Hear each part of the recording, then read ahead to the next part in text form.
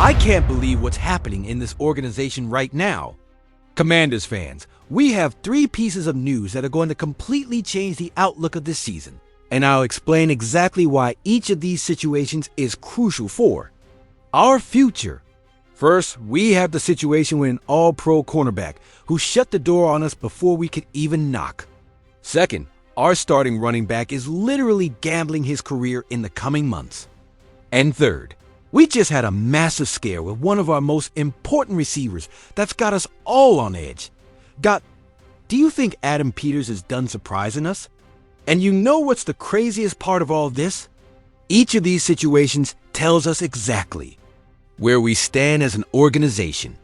Stick with me because I guarantee that by the end of this video, you'll understand why these next few months will define if we're really ready to compete for a Super Bowl or if we still have a step to go. Let's start with something that many of you were clamoring for on social media from the moment Green Bay released Hare Alexander. This is a cornerback who's been a Pro Bowler twice, who is indisputably one of the best in his position in the Pro Bowler. NFL when healthy. But here comes the first important lesson. Not always is the best player available the best for your team. I'll tell you this, Alexander signed with Baltimore for $4 million guaranteed, with incentives that can take him to $6 million. But here's what really grabs my attention. He turned down higher offers from other teams to specifically go with the Ravens. Why? Because he wanted to reunite with Lamar Jackson, his college teammate at Louisville, where both were stars before, being first-round picks. But do you know what the most interesting part of this whole story is? According to sources close to the team, the Washington Commanders never showed legitimate interest in Alexander. It wasn't that he rejected us. We didn't even enter the conversation. And I'll explain why this is brilliant on Adam Peters' part. First, let's analyze Alexander's injury history. In 2023, he played only 8 games due to shoulder injuries. In 2022, he missed significant time due to back problems. In 2021, he had knee issues.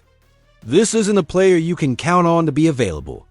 16 games per season, and when you're building a winning culture, you need players you can trust. Second, and this is more important, let's look at what we already have in the corner room. Mike Senristo last year was practically perfect as a rookie. We're talking about a player who intercepted crucial passes, who never looked lost, who played with the confidence of a 10-year veteran. Do you think we need to move a player like that out of his position to accommodate someone with an injury history? Marshon Lattimore, when fully healthy, is still one of the best corners in the league. The problem is he arrived injured last year from the trade with New Orleans, but now he's had a full offseason to recover. Having Lattimore at 100% is like having a stellar new signing. Jonathan Jones brings exactly what you need in a veteran: playoff experience, system knowledge, and the ability to mentor the young. It's no coincidence that Dan Quinn, coming from Atlanta and Dallas, where he always had solid defenses, specifically wanted Jones on the team.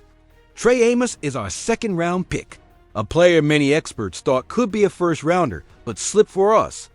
Do you think we're going to halt the development of a player who's going to be part of our future for the next 5 years to give time to someone on a 1-year contract? And Noah Igbinoghene had the best season of his professional career last year. He's entering his prime as a player and already knows the system perfectly. See the pattern here? Peters isn't building a team of famous names. He's building a team. He's prioritizing chemistry, availability, and fit within the system. That's the difference between being a general manager and being a fan on their couch shouting for flashy signings. And you know what else this tells me? This organization has confidence in what it already has. We're not in panic mode trying to patch holes with any available player. We're in refinement mode, looking for specific pieces that complement what we already have. But here's what's really interesting. We're going to face Baltimore in joint practices this summer. It'll be fascinating to see if Alexander can stay healthy enough to make a real difference against our offense. Because signing a contract in June is one thing, and being available in January when it really matters is another altogether.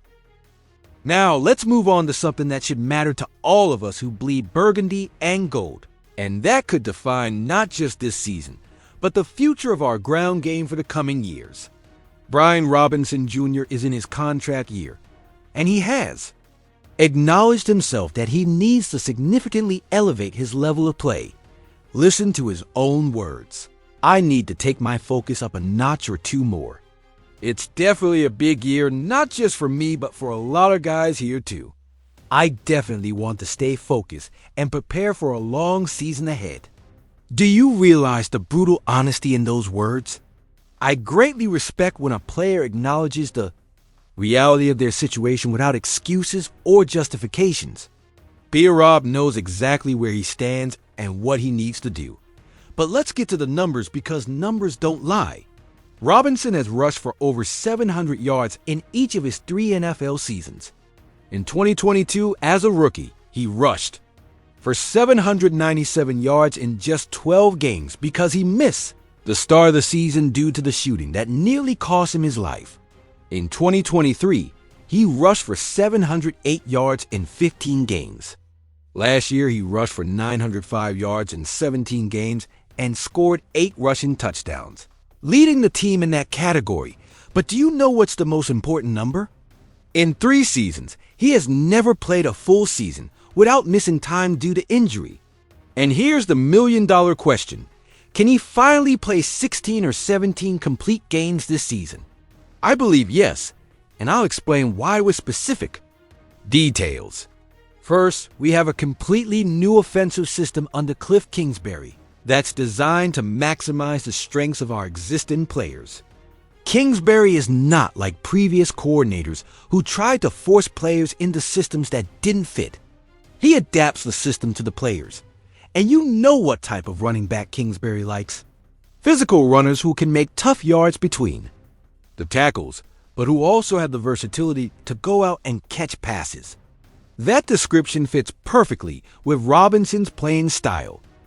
Second, Robinson is no longer that traumatized rookie who arrived after surviving a shooting in August 2022.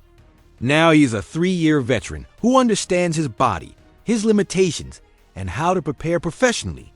He's worked with the best conditioning coaches in the offseason, refined his diet, improved his running technique. Third, and this is crucial, look at the context of our backfield. Austin Eckler is also in a contract year. Jeremy McNichols too. This means we have real internal competition for the first time in years. It's not Robinson competing against practice squad players. It's Robinson competing against 2 veterans who are also playing for their future. And you know what happens when you have real competition? Everyone raises their level. Eckler will push Robinson to be better in the passing game. McNichols will push Robinson to be more versatile on special teams. And Robinson will push both to be more physical in short yardage situations. But here's the part that really excites me, the potential of what we can see if everything goes well. With Jaden Daniels entering his 2nd year, with an offensive line that's solidifying, with receivers who will stretch the field, we're talking about the possibility of seeing the first 1,000-yard rusher for the Commanders since Alfred Morris. In 2012, can you imagine what it would mean for this offense to have a 1,000-yard rusher? Not just the numbers, but what it would represent for the team's mindset. It would mean we have a clear offensive identity. It would mean we can control games when we need to. It would mean we don't completely rely on our quarterback's arm to win games. And here's something many aren't considering, the motivational factor. Robinson knows this is possibly his only chance to land a big contract in the NFL. At 25 years old, if he doesn't establish himself as a reliable starter this year, he may never do it. That pressure can break some players, but it makes the greats better. Do you remember what happened when Clinton Portis was in his contract year? When Chris Thompson needed to prove his worth? The best years of those players came when they had something to prove. Robinson is in that exact position now, but we also need to be realistic about the challenges. The running back position in the modern NFL is brutal. Teams are increasingly using running back committees to keep everyone fresh. The workload will be shared no matter how well Robinson plays. Plus, there's the Jaden Daniels factor. Our quarterback is a dual threat who will steal touches and rushing yards. That means Robinson will have to be more efficient with the opportunities he has. If that surprises you, wait until you hear what's next. And now we come to the news that has us all on edge since the information came out a few hours ago. Noah Brown was injured in mandatory minicamp, was carted off after shouting in frustration, and was immediately sent for an MRI when a professional player, someone who has played through pain their entire career, reacts with frustration screams after an injury. You know something's not right. These guys are used to pain, used to discomfort, so when one of them reacts like this, there's real reason for concern. The relatively good news is that John Keane from ESPN, who knows this organization better than probably any other journalist in Washington, believes the injury isn't serious. Keane has sources inside the building, has access to information we don't have, and his track record of accuracy is excellent. When he says he doesn't think it's something major, that carries a lot of weight. But let me explain why this injury, regardless of how minor it may be, is more important to our success this season than many are thinking. Do you remember what happened with Brown last year? In August, just before the regular season started, Brown had to undergo kidney surgery for a serious internal issue. He missed not just regular season games, he missed our entire playoff run. Imagine for a moment if we had Brown available against Tampa Bay in the wild card round, or against Philadelphia in the divisional round. Brown isn't just another receiver on our depth chart. He's a 6'2" player who's 225 pounds and offers something no other receiver on our roster can provide.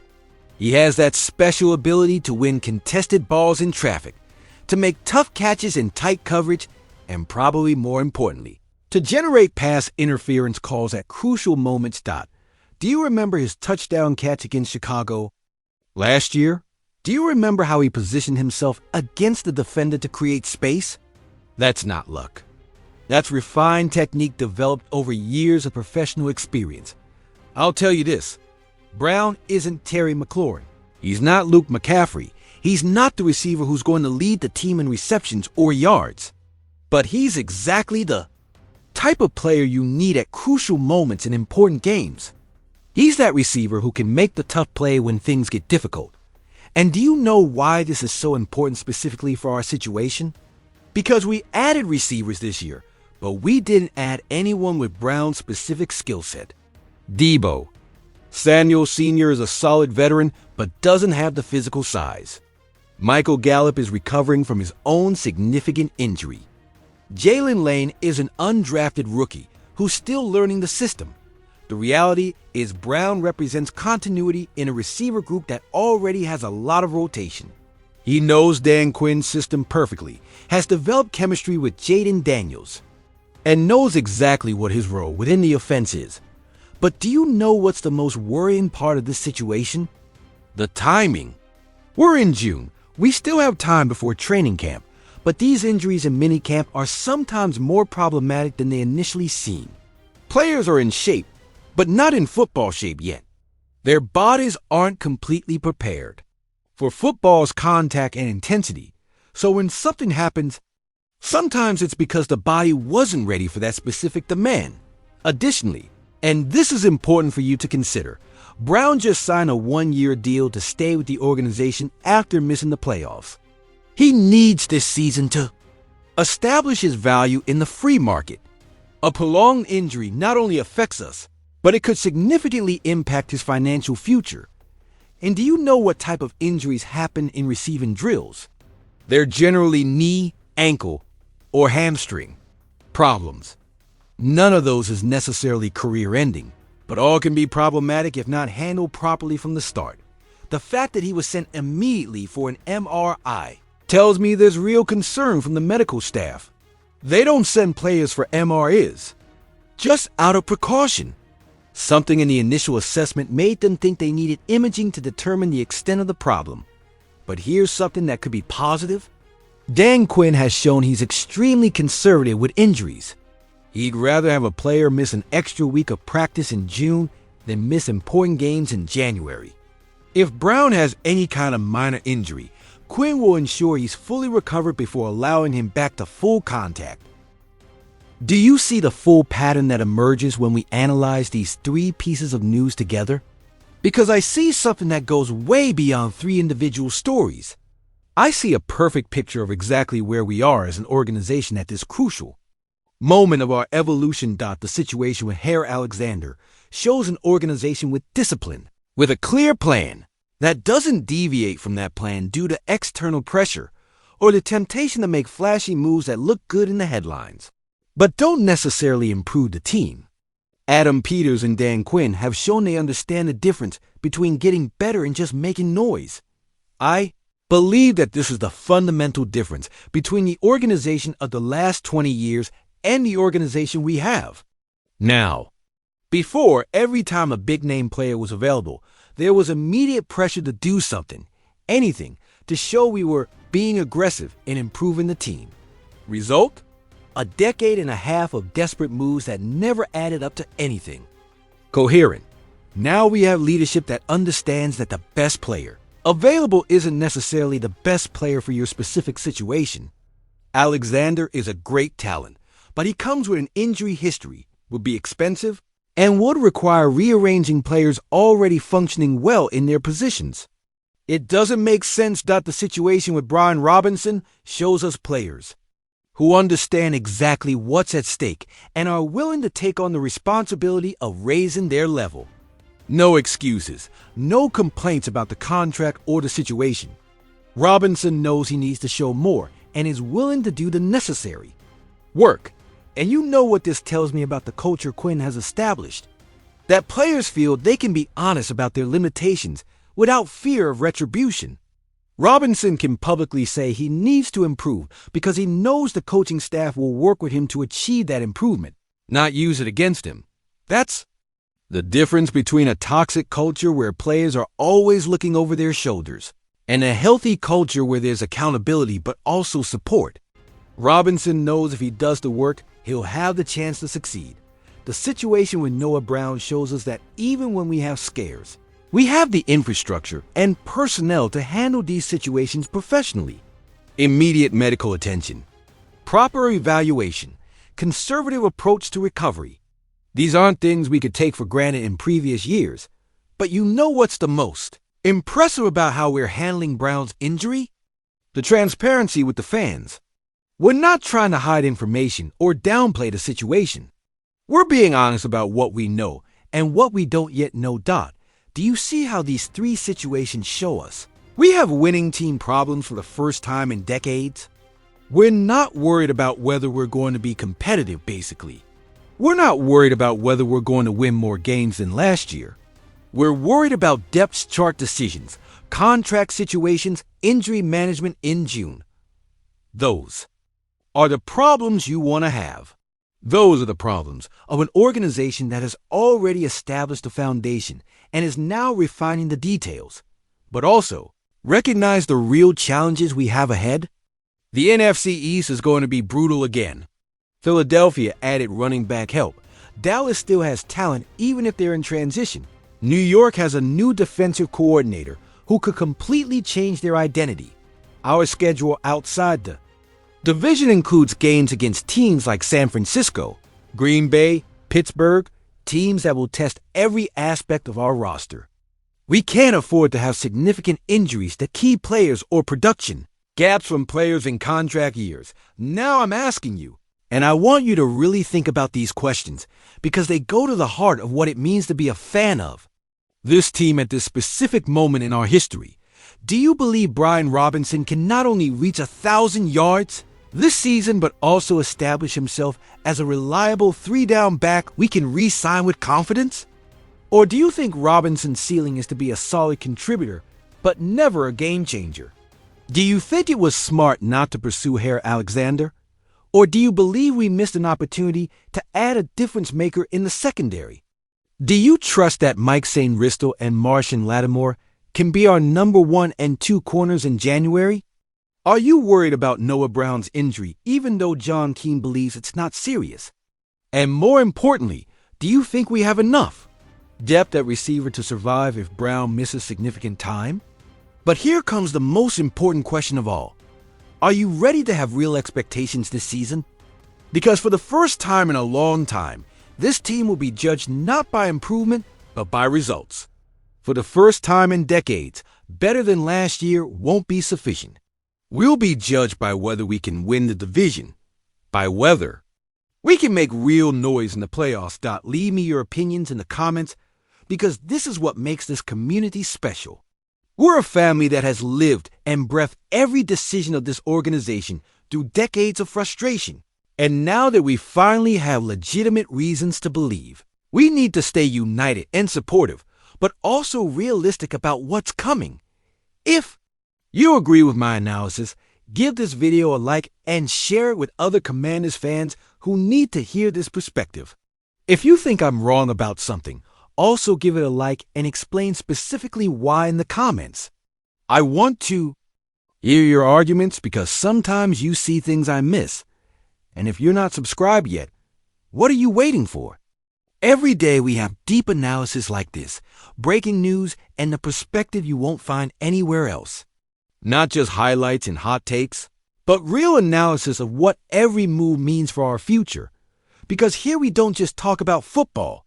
We talk about our passion, our identity, about what it means to be part of the most loyal fan base in the NFL. We've been here through everything. And now that we finally have something real to celebrate, we're going to do it together. And remember, no matter what happens this season, no matter the injuries or the contracts or the free agency decisions, we're Commanders fans forever. Hail to the Redskins!